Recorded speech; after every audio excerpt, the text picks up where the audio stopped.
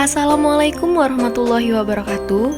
Saya Sylvia Farida dengan nomor induk mahasiswa 198000058 akan menjelaskan materi saya mengenai konsep, nilai, norma, dan moral dalam pembelajaran PKN. Apa yang dimaksud dengan konsep? Konsep merupakan pernyataan yang sifatnya abstrak dan timbul dari adanya pemikiran untuk mengelompokkan ide maupun peristiwa yang masih terbentuk melalui bayangan seseorang.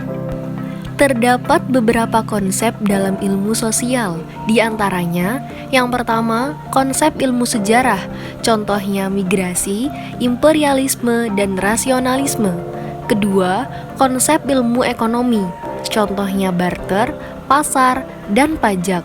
Ketiga, konsep ilmu geografi, contohnya flora, fauna, dan kependudukan. Yang keempat, konsep antropologi, contohnya kebudayaan, kepercayaan, dan sistem mata pencaharian. Dan yang terakhir, konsep psikologi sosial dengan contoh norma perilaku sosial, interaksi sosial, dan perilaku menyimpang. Oleh karena itu, pembelajaran PKN di sekolah dasar memerlukan adanya konsep yang dapat dikenalkan pada peserta didik supaya mereka mampu menghadapi masalah yang berhubungan dengan moral sehingga dapat mengatasinya secara sistematis dan kronologis dengan matang. Apa yang dimaksud dengan nilai? Nilai atau value disebut juga sebagai harga, makna, isi, dan pesan semangat, serta jiwa yang tersurat dan tersirat di dalam fakta, konsep, maupun teori sehingga fungsinya dapat bermakna dengan baik. Nilai melibatkan segala aspek dalam kehidupan manusia. Terdapat sekelompok nilai yang memiliki kedudukan atau hierarki lebih tinggi dibandingkan dengan nilai lainnya, sehingga terdapat nilai yang lebih rendah, bahkan terdapat pula tingkatan nilai yang sifatnya mutlak. Apa yang dimaksud dengan norma? Norma merupakan tolak ukur atau alat untuk mengukur benar salahnya sebuah sikap dan tindakan yang dilakukan oleh manusia. Norma juga dikatakan sebagai aturan yang berisikan peraturan untuk menggambarkan ukuran hal tertentu yang mengandung nilai benar atau salah.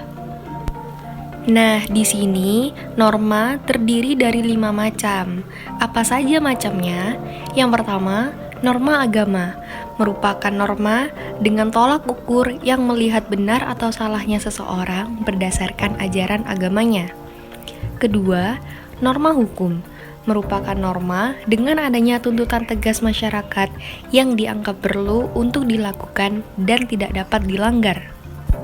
Yang ketiga, ada norma susila.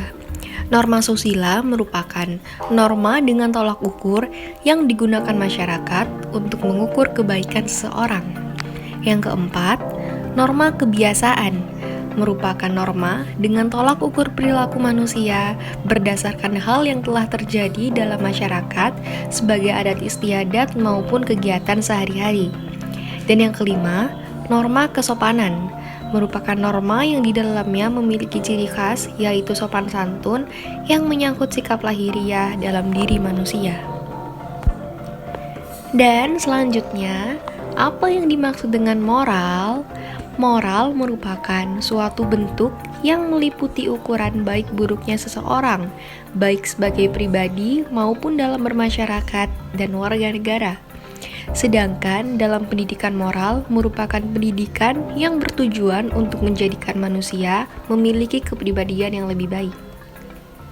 Sekian presentasi dari saya, semoga bermanfaat dengan baik ya. Wassalamualaikum warahmatullahi wabarakatuh.